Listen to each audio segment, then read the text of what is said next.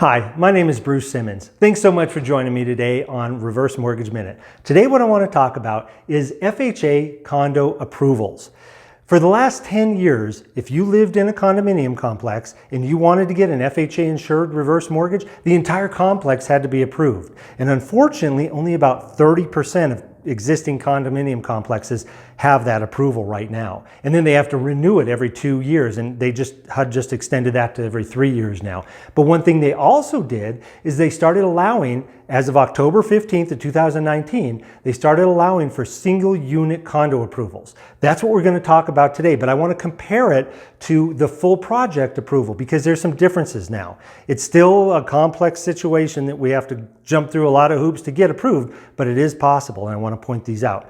So if you have a fully approved condominium complex, HUD allows for up to 35 to 50% of the people who own those condos to live there. Okay, so they allow for a minimum of 35 up plus, and in some cases they only allow for 50%.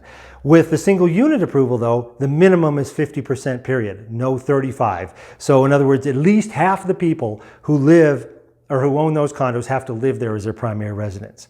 The other thing is, with an FHA full condo approval, the number of people who can have an FHA loan in that complex, not just reverse, but FHA insured loan in that complex is 50%.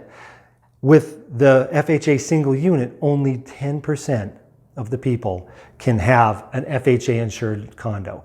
So if you live in a condominium complex and there's 20 units and one person already has an FHA loan in that unit or in that complex, you're the last person who could get one there. Only 2 people are allowed.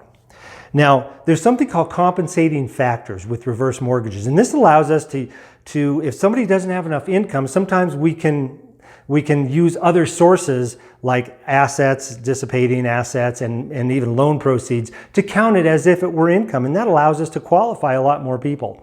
Unfortunately, while that is approved with the full approval for condos, it is not allowed for this single unit approval. So it's a stricter underwriting. The other thing is extenuating circumstances. If somebody had a credit issue, but yet they can prove to us that maybe it was due to a death in the family or an illness or something, we can sometimes get around that and not have to turn them down or not have to do a set aside for the taxes and insurance. That is not allowed under the single unit condo approval. So again, my name is Bruce Simmons. Please feel free to call me at 303-467-7821 or visit me online at reversemortgageradio.net. Thanks so much for joining me today. Please feel free to let me know if you have any questions.